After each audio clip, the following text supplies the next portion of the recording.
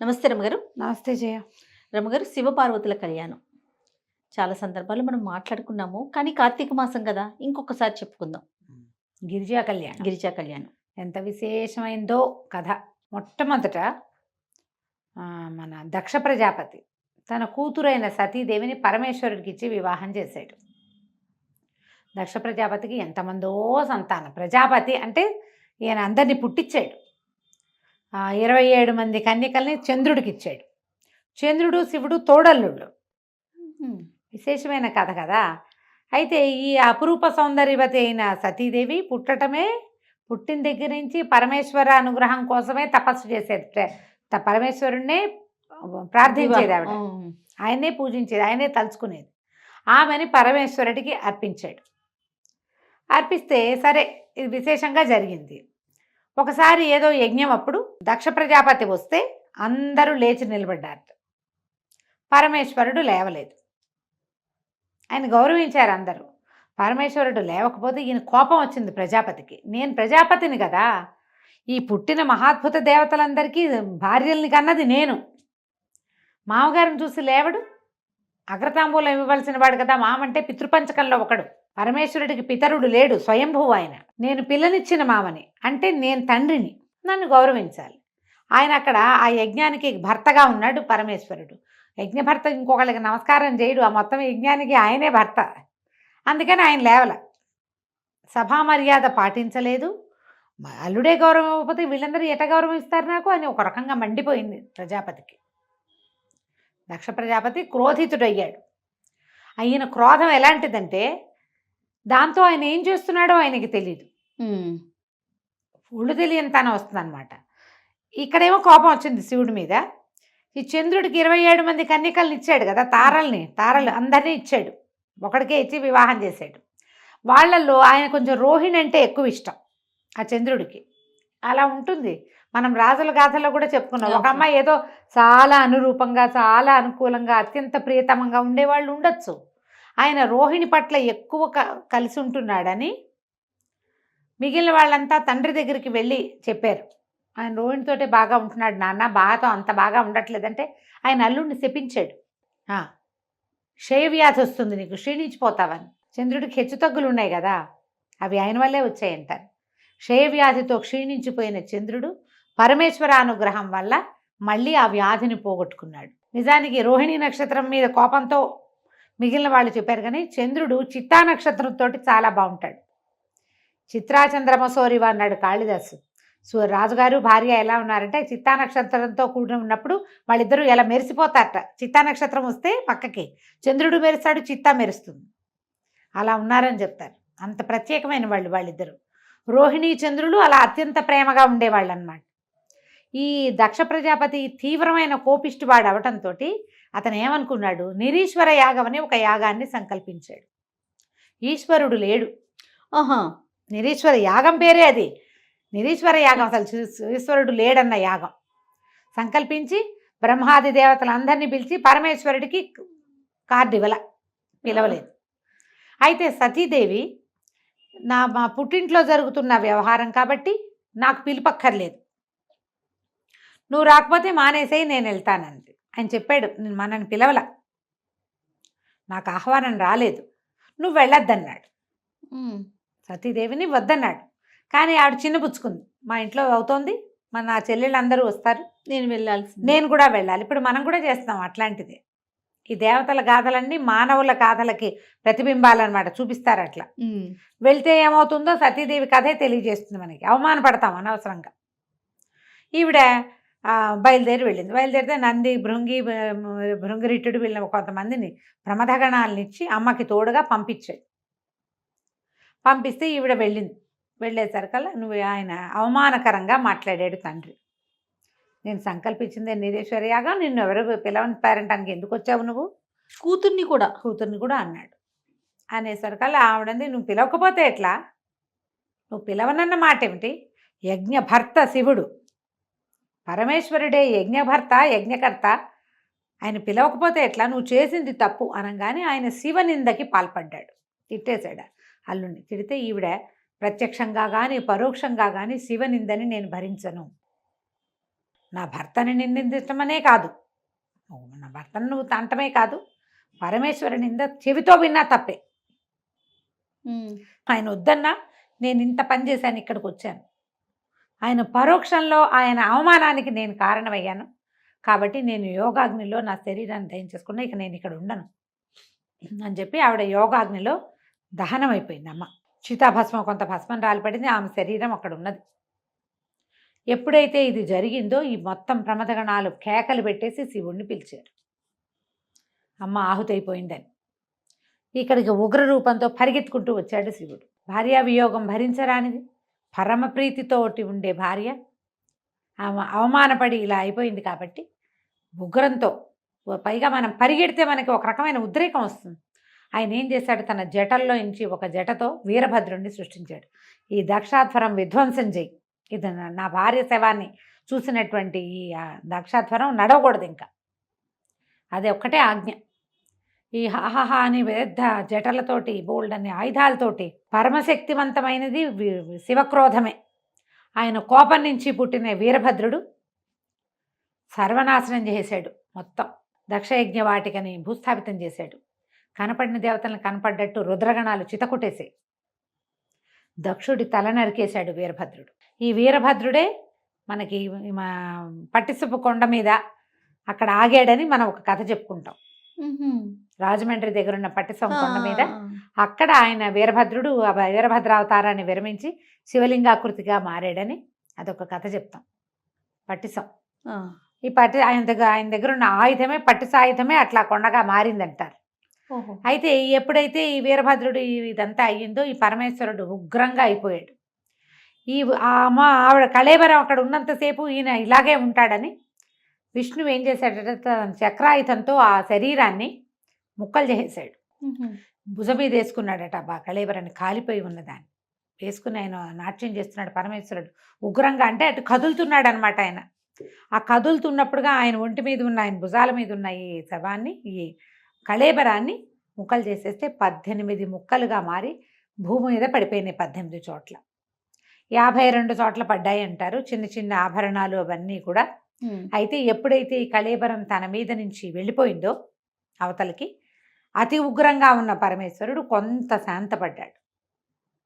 దేవగణాలందరూ ప్రార్థించి పరిపరి విధాల ఈయన్ని హిమాలయాల వైపుకి నడిపించుకుపోయారు.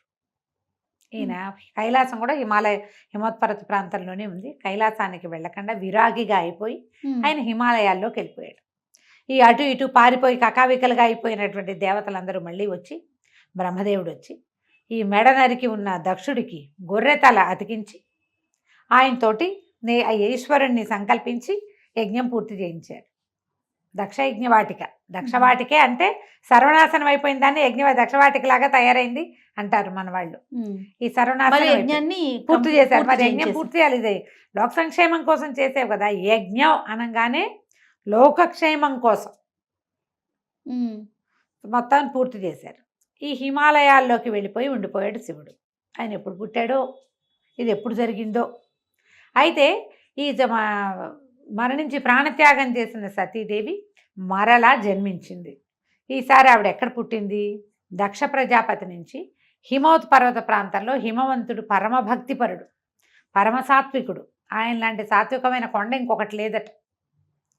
ఆయనకి మేనాదేవి అని భార్య ఉంది. మేన ఆమె పేరు, మేనక అంటారు, మేనాదేవి అనే రాస్తారు. ఈ మేనాదేవి కాదు కాదు, ఈవిడ ఇంకో దేవజాతుల్లో ఒక ఆయన కూతురు. ఈవిడ కడుపున మామూలు సంతానంగానే జన్మించింది. పర్వతరాజపుత్రిక కాబట్టి పార్వతి, శైలపుత్రి కాబట్టి శైలజ, ఇలాంటి పేర్లతోటి పార్వతీ నామధేయంతో ఈయనకి కుమార్తెగా జన్మించింది. వీళ్ళకి తర్వాత మైనాకుడు అనే కుమారుడు కూడా కలిగాడు. ఆయన ఇంకో కొండ. ఈ మైనాకుడు మనకి శ్రీమద్ రామాయణంలో కనపడతాడు, సుందరకాండలో. మళ్ళీ చెప్పుకుందాం. ఓకే. ఈ జన్మించిన పుత్రికకి పిల్ల కొంచెం పెద్దదైంది. కొంచెం 9 ఏళ్ళు వచ్చాక ఆయన ఏం చేశాడు, పిల్ల చాలా బుద్ధిమంతురాలు, సాత్వికురాలు, కొంచెం పూజా విధానం అది ఆసక్తి కలిగింది. అయితే ఈయన పరమేశ్వరుడు తన పర్వత సానువుల్లో ఒక చోట తపస్సు చేసుకున్నాడు. పిల్లకి అంత వ్యక్తత వచ్చింది, ఊహ పద్ధతి అన్నీ తెలిసాక పరమేశ్వరుడి సేవకి నియోగించాడు హిమవంతుడు ఈ పార్వతిని. మరి భగవంతుడు ఇక్కడ ఉన్నాడు, ఆయన సేవించాలి కదా. ఉమ్. పిల్ల రోజు వెళ్ళేది. ఆ పరంజ్యోతిగా కనపడుతున్న ఆయన స్వరూపం పట్ల ప్రేమ పెంచుకుంది ఈ చిన్నపిల్ల. ఆయన చూస్తూ ఉంటే మనకు ఆసక్తి కలుగుతుంది కదా. అయితే ఇంతలో ఏమైంది, అప్పట్లో తారకాసురుడు అని ఒక రాక్షసుడు. ఆ తారకాసురుడికి పరమేశ్వర భక్తి విపరీతంగా ఉంది. వాడు ఏం చేశాడు, పరమేశ్వరుడి కోసం తపస్సు చేసి ఈశ్వరుణ్ణి స్వాధీనం చేసుకుని నువ్వు నాతో ఉండు అని అడిగితే ఆయన తన ఆత్మలింగాన్ని ఇతనికి ఇచ్చారు, తారకుడికి. ఇస్తే ఆ తారకుడు ఆ లింగాన్ని తన మెడలో ధరించాడు. ఉమ్. ఎప్పుడైతే ఈ అమృతలింగం అతని దగ్గర చేరిందో ఇక వాడి శక్తికి పట్టపగ్గాలే పోయింది. శివుడు ఆయన తపస్సులో ఆయన ఉన్నాడు, ఆయనకు వీడితో సంబంధం లేదు. తారకాసురుడికి ఏం చేస్తే అనిపించింది, పరమేశ్వరుడు ముక్తి ప్రదాత, మనకు ఆరాధ్య దైవం. కానీ మహావిష్ణువు అలా లేడు, అతను రాక్షసాంతకుడైన హరి, ఆ రాక్షసాంతకుడు. కాబట్టి తమ జాతిని అంతం చేస్తున్న విష్ణువుని పట్టి పల్లార్చాలని పుట్టింది తారకాసురుడికి. విష్ణువుని ఎంతసేపు కొలిచే వాళ్ళు ఎవరు, దేవతలు. ముందు దేవతల సంగతి చూద్దామని దేవతల పీసమనడానికి ఆయన బయలుదేరాడు ఈ తారకాసురుడు. అయితే ఈ తారకాసురుడికి ఎవరి వల్ల ఇది ఉంది, మరణం ఉంది అంటే వాడు ఎవ్వరి వల్ల మరణం లేకుండా ఒక వరాన్ని పొందాడు బ్రహ్మ దగ్గర. కానీ మరణం తథ్యం కాబట్టి ఒక వేరే వరాంతరాన్ని ఇంకోటి అని కోరుకోమంటే సరే శివ సంతానంతో నాకు మరణం, పరమేశ్వరుడి సంతానంతో నాకు మరణం తప్పిస్తే ఇంకెవ్వరి వల్ల మరణం లేకుండా వరం పొందాడు వాడు. పరమేశ్వరుడు ఎప్పుడు విరాగిగా ఉన్నాడు, ఆయనకి సంతానం లేదు. ముందు సతీదేవి ఉండగాను లేదు, ఆవిడ వెళ్ళిపోయి ఎంతకాలం అయిందో ఇప్పుడు కూడా లేదు, ఆయన విరాగి అయిపోయాడు. ఆయన మళ్ళీ సంసారంలోకి దిగి సంతానాన్ని కంటాడన్న ఆశ అయితే లేదు. ఇక ఎవరి వల్ల చావులేని ఈ తారకాసురుడు విజృంభించాడు. ఇప్పుడు తారకాసుర సంహారం ఎలా జరుగుతుంది అనేది వీళ్ళంతా ఆలోచించి విష్ణువుని ముందు పిలిచి, అట్ట బాబు ఈయన సంగతి చూడనాయన అని. విష్ణువు యుద్ధానికి వచ్చి కూడా వీడిని నేను చంపలేను, ప్రచండమైన రుద్ర తేజస్సుతోటి ఉన్నాడు వీడు. ఇప్పుడు వీడి మీద బాణం వేస్తే శివుడి మీద వేసినట్టే. శివుడు వీడితో ఉన్నంతకాలం నేనేం చేయలేను, శివుడిని దూరం చెయ్యాలి ఒకటి. రెండోది వీడి వరం, బ్రహ్మదేవుడు ఇచ్చిన వరం ఏంటి, శివ సంతానమే ఇతన్ని చంపగలదు, శివతేజం మాత్రమే చంపుతుంది. శివతేజము అంటే ఆయన వల్ల పుట్టిన సంతానం. దానికోసం ఏదైనా ప్రయత్నం చేసుకుంటారా బాబు, వాడిని వదిలేయండి అని ఈయన దారిని వైకుంఠానికి వెళ్ళిపోయాడు. ఇక దేవతలు చేతులు పిసుకుంటూ ఆలోచించుకున్నారు ఏం చేయాలి, ఎట్లా పరమేశ్వరుని ఇందులోకి దింపాలి. ఈ సందట్లో వాళ్ళకి ఏం తెలిసింది, పర్వతరాజపుత్రిక అయిన పార్వతి నిత్యము సేవిస్తుంది.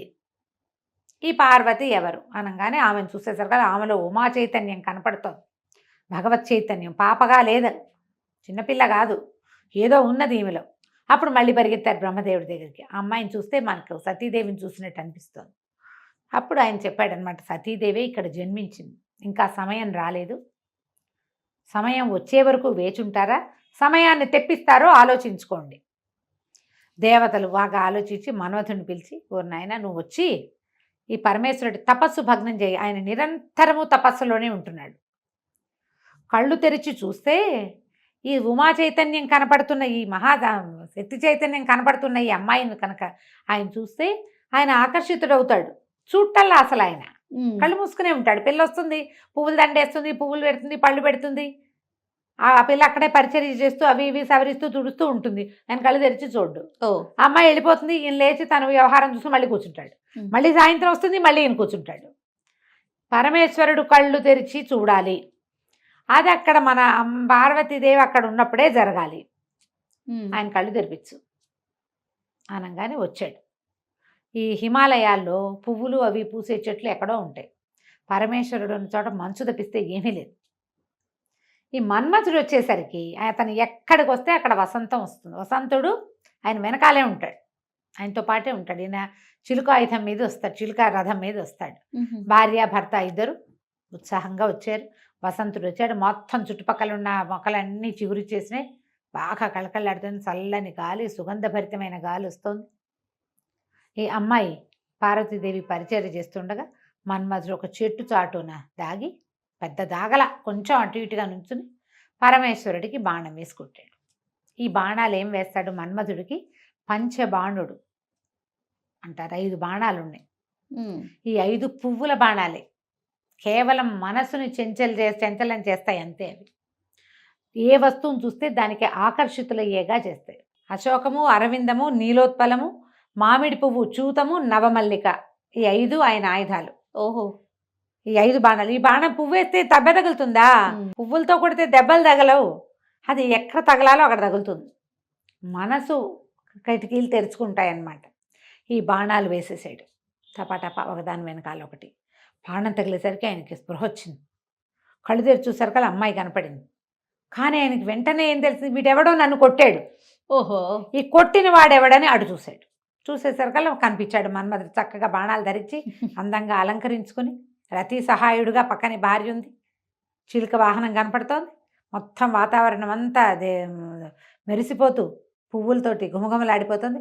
కోపం, వీడికి ఇంత సాహసం, నన్ను కొడతాడా వీడు అన్న ఒక్క భావం లోపల వచ్చేసరికల్లా ఆయన 3వ కన్ను తెరుచుకుంది. మామూలు నేత్రాల్లో నుంచి అగ్ని వర్షించడు, తృతీయ నేత్రం నుంచి అగ్నే, అది అగ్నినేత్రం, 3వ నేత్రం. ఎప్పుడైతే ఈ కన్ను తెరుచుకుందో కంట్లో నుంచి ఇట్లా మంట వచ్చేసి ఆ రావటం ఆ 3వ కంటి మంటకి ఈ మన్మథుడు భగ భగ భగ మండిపోయాడు. హర శివ శివ అన్నాడు. శివ లేదు, హర లేదు, దగ్ధమైపోయాడు. బెదిరిపోయింది ఈవిడ పార్వతీదేవి. పరమ దుఃఖంతో పరిగెత్తేసింది. అమ్మాయికి అర్థమైంది ఏం జరిగింది. చెలికత్తెలు అందరూ పరుగులు పెట్టారు, తెలుసుకున్నారు. ఎప్పుడైతే ఈ కంటి మంటతోటి ఆ మన్మథుడిని కాల్చేశాడో పరమేశ్వరుడు రిగ్గున లేచి వెళ్ళిపోయాడు అక్కడి నుంచి. ఆయన వెళ్ళిపోయాడు. ఈవిడ బిత్తరమొహంతోటి నుంచుంది పార్వతి. అవి తెలియలా, చిన్నతనం కూడా కదా, ఏం జరుగుతుందో అర్థం కాలేదు. ఆయన తన వైపు చూసింది, తెలిసింది. ఒకళ్ళొకళ్ళు చూసుకున్నారు వీళ్ళిద్దరు. ఏం చేయాలో తెలియలేదు. దుఃఖంతో ఈవిడ ఇంటికి వచ్చింది. పరమేశ్వరుడు వెళ్ళిపోయాడు అని. ఆ వెళ్ళిపోయిన పరమేశ్వరుడు కావాలనిపించడం మొదలుపెట్టింది అమ్మాయికి. తల్లికి చెప్పింది, నేను ఇంట్లో ఉండను, పరమేశ్వరుడు కోసం నేను తపస్సు చేసుకుంటాను, నేను వెళ్ళిపోతానని. వాళ్ళమ్మ వద్దమ్మా వద్దని. అప్పుడే ఉమానామధేయం వచ్చింది ఈవిడికి. ఉమా అంటే అమ్మాయి వలదు, ఉమా అంటే అదే అర్థం. ఈవిడకి ఏమైనా సరే నేను తపస్సు చేసుకుంటానని తపస్సు కోసం హిమాలయ పర్వత ప్రాంతంలోని ఇంకొక చోటకి వెళ్ళి తపస్సు చేసుకోవటం మొదలుపెట్టింది. శివుని కోసం, శివుడి కోసం. ఆ కన్ను తెరిచేసరికల్లా ఇంకా అప్పటిదాకా భక్తి ఉంది, ఇప్పుడు ప్రేమ వచ్చేసింది. ఈ బాణాలతోటి వాతావరణం అంతా మారిపోయింది. యాంబియన్స్ మారేసరికి ఐడియాలు మారిపోతాయి కదా. అదే మనం ఇప్పుడు దానికి వర్కౌట్ చేస్తున్నాం, మంచి యాంబియన్స్ ఉండాలని. ఎప్పుడుదో ఇది గుడ్ యాంబియన్స్ ఐడియాస్ని మార్చేస్తుంది. అయితే ఈ తపస్సు చేసుకోవటం మొదలుపెట్టింది. తపస్సుతోటి మొదట్లో అవి ఇవి తిని ఉండేది, క్రమంగా ఆకులు కూడా తిండ మానేసిందిట. అపర్ణ అయింది అమ్మవారు అప్పుడు. వర్ణములు కూడా లేవు. అపర్ణ అంటారా పేరు? ఆ అపర్ణ ఏమిటంటే, ఇలా తపస్సి సమాధిలో ఉన్నటువంటి పార్వతీదేవి ఆకులు కూడా తినడం మానేశాక అపర్ణగా మారిపోయింది. అయితే ఈ 4 పక్కల అగ్నుల్లో మధ్యలో నిలబడి అలా శివుడి కోసమే ప్రార్థన చేస్తూ ఉండేదట. తల్లిదండ్రి చాలా గజగజలాడిపోయారు, ఏం చేయాలో తెలీదు. కానీ శివుడికి ఈ వార్త అందటం మొదలుపెట్టింది. ఈయన కళ్ళు తెరిచి చూశాడు, ఆ అమ్మాయి మీద మనసు లగ్నమైంది. ఈ అమ్మాయి ఎవరు ఏమిటి వచ్చినాయి ప్రశ్నలు. మెల్లిగా నారదుడు, విష్ణువు వీళ్ళ మాటలతోటి ఆయన ఈ అమ్మాయి మీద మనసు లగ్నమైంది ఆయనకి, పార్వతీదేవి మీద. తర్వాత కొద్ది రోజులు గడిచాక ఈవిడ తపస్సు చేసుకోవటానికి ఒక కుటీరం అది నిర్మించుకుంది. ఒకళ్ళిద్దరు చిలుకత్తెలు ఉండేవాళ్ళు సహాయకులుగా. ఒకనాడు ఈవిడ ఉండగా ఇక్కడికి ఒక ఆయన వచ్చాడు. ఈ వచ్చిన వాడెవడు, ఒక ఇది మౌంజి అంటే ఏమంటారు దాన్ని, ఒక లేడి చర్మాన్ని చుట్టు చంకలో పెట్టుకుని దర్భలు కమండలాలు అవి పట్టుకుని జుట్టు ముడేసుకుని ఉన్న ఒక యువకుడు, యతి లాంటి వాడు వచ్చాడు. అపర్ణ జటిలం పేరుతోటి పుస్తకంలో ఇంటర్మీడియట్లో పాఠం కూడా ఉండేది. వచ్చి ఈవిన అమ్మాయి నువ్వు ఎవరి కోసం తపస్సు చేస్తున్నావు ఏమిటి అని కనుక్కున్నాడు. పరమేశ్వరుడి కోసం చేస్తున్నానని చెప్పింది. చెప్పేసరికి ఆయన అన్నాడు, ఆయనది నీకు మ్యాచింగ్ ఎక్కడ కుదురుతుంది? ఆయన బూడిద పూసుకుంటాడు, శ్మశానాల్లో ఉంటాడు, రక్తమోడుతున్నటువంటి ఏనుగు చర్మం కట్టుకుంటాడు, పులులు వీటిని మన పాముల్ని ధరిస్తాడు. రేపొద్దున నీ పెళ్ళైతే, అతనితో నీ పెళ్ళైతే నువ్వు తెల్లటి దుకులం ఒక తెల్లటి వస్త్రం కట్టుకుంటావు, బంగారపు రంగు హంసల అంచున్న పట్టుచీర కట్టుకుంటావు, ఆయనేమో నెత్తురోడుతున్న గజాజీనం కట్టుకుంటాడు. మీ ఇద్దరికి మ్యాచింగ్ ఎట్లా కుదురుతుంది? నువ్వు ఇట్లా హిమాలయాల్లో చక్కటి పర్వత ప్రాంతాల్లో ఉన్నావు, ఆయనేమో శ్మశానాల్లో ఉంటాడు, నీకు ఇన్ని నగలు నాణ్యాలు బంగారం బోళ్ళంతుంది, మీ తండ్రి రత్నాకరుడు వజ్రాలు వైఢూర్యాలు ఆయనలోనే పుడతాయి, ముత్యాలు పుట్టే వంశం మీది ఆయనేమో కపాలలేసు తిరుగుతాడు అని ఎంత కవ్విస్తాడో ఆవిడ్ని. అతనితో ఇట్లా వివాహం కోసం ఏమిటి, నువ్వు వివాహం చేసుకోవాలంటే ఎంతమంది లేరు, ఈయన చేసుకోవటం ఏమిటి, అమ్మనేడు నాన్నలేడు ఎవరు లేరు ఆయనకి. దిగంబరుడు, దిక్కులే అంబరాలుగా కలిగిన వాడు, ఎవరు లేరు. దిగంబరుడు అంటే వస్త్రాలు లేనివాడని కాదు, ఎల్లలు లేనివాడు. పైగా ఏమో ఆయన వెనకాల తిరిగే వాళ్ళంతా విచిత్ర వేషధారులు, ఒక నంది, ఓ భృంగి, ఓ శృంగి, వీళ్ళంతా ఏమిటో రకరకాల వాళ్ళు, వీళ్ళంతా పెళ్ళికి తరలిస్తే మీ వాళ్ళు హడిలిపోతారు అని బాగా ఎక్కిరిస్తాడు. ఎక్కిరిస్తే ఈవిడే నువ్వేం మాట్లాడినా సరే శివుడే కావాలి, శివ నింద చేయటం ఎంత తప్పు, వినడం అంత తప్పు, వెళ్ళిపో నువ్వని చెలికత్తని పిలుస్తుంది ఈయన్ని, పంపించేసేయను. ఆయన పంపించేయమంటే ఆయన లేచి నిలబడి పరమేశ్వరుడిగా ఈ అమ్మాయికి కనపడతాడు. శివ కళ్యాణం ఎంత రొమాంటిక్గా జరిగిందో చూడు. అదే కదా. కనిపించి ఆమెని ప్రాణి గ్రహణం చేస్తాడు. తర్వాత వివాహం చేసుకున్నారు వీళ్ళు. వివాహం చేసుకోవటానికి హిమవంతుడితో మాట్లాడటానికి సప్త ఋషులు వచ్చి పరమేశ్వరుడికి నీ కూతుర్నిచ్చి వివాహం చేయమని సాంగంగా అడిగి వివాహం చేశారు.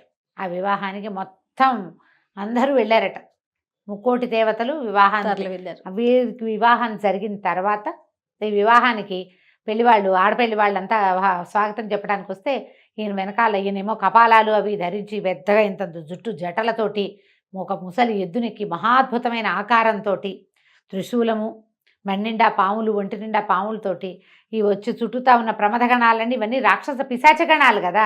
ఆయన ఏముంటాడు, భూతనాథుడు, ఆయన శ్మశానంలో ఉండేవాడు. అక్కడ ఏముంటాయి, బేతాళ పిశాచాదులు బోల్డ్ అని ఉంటాయి. అందరూ హడిలిపోయారు. అందరూ దేవతలే అట్లా కనపడతారు. నువ్వు ఎలా చూస్తే అట్లా కనిపిస్తారు. బాబోయ్ అనుకుంటే బాబోయ్గా ఉంటుంది, పర్వాలేదు అనుకుంటే పర్వాలేదు. మేనాదేవి పరమ దుఃఖంతో అయ్యో పిల్లకి ఇలాంటి కష్టం వచ్చిందే, ఇట్లాంటి వాడికి ఇచ్చి పెళ్లి చేస్తున్నాం ఏమిటి మనం, ఈ పెళ్లి లేకపోయినా పర్వాలేదని ఆవిడ 7 శోకాలు పెట్టి అలా జరిగిందని చెప్తారు. గోల్డంత సరదాగా పెళ్లి చేసుకున్నాడు ఆయన. పార్వతీదేవి, లక్ష్మీదేవి, సరస్వతీదేవి అందరూ వచ్చి దగ్గరుండి పరమేశ్వరుడిని పెళ్లి కొడుకుని చేసి ఆయనకి ఈవిడితోటి సతీదేవి యొక్క స్వరూపమైన ఉమాదేవితోటి వివాహం చేశారు. గిరిజా కళ్యాణం అత్యంత విశేషమైన గాథ. మనకి బ్రహ్మదేవుడి పెళ్లి, విష్ణుమూర్తి పెళ్లిలో ఈ సరదా కనపడదు. వెంకటేశ్వర స్వామి వివాహంలో కొంచెం కనిపిస్తుంది, మళ్ళీ శ్రీకృష్ణుడు రాముల వారి వివాహాల్లో కూడా కనిపిస్తుంది. కానీ మహావిష్ణువు వివాహం సింపుల్గానే కనిపిస్తుంది. లక్ష్మీదేవి వచ్చింది, విష్ణువుని చేరుకుంది అని చెప్తారు. ఎందుకంటే విశేషమైన గాథగా కనపడదు. వివాహం అయిన తర్వాత వీరిద్దరికీ సంతానంగానే షణ్ముఖుడు జన్మించాడు. కానీ శివతేజం, శివపార్వతులు ఇద్దరు, ఆమె శక్తి, ఇతను శివుడు, వీళ్ళ వల్ల కలిగే సంతానం చాలా ప్రచండమైనది అవుతుందని పార్వతీదేవి గర్భంలో ఆ శిశువుని పడనివ్వకుండా చేశారు దేవతలు. శివవీర్యం ఆమెలోకి ప్రవేశించనివ్వల, వద్దన్నారు. అనేసరికి నా వల్ల కదిలిన శివవీర్యాన్ని నేను భరించాల్సింది పోయి మీరందరూ తీసుకున్నారు కాబట్టి భూదేవికేమో నీకు అందరూ మొగుళ్ళే, ఒక్క పుత్రుడి వల్ల కూడా నీకు సంతోషం కలగదు, కుమారుల వల్ల సంతోషం నాకు నేను ఏది పోగొట్టుకున్నానో అది నువ్వు కూడా పోగొట్టుకుంటావని భూదేవిని శపించింది.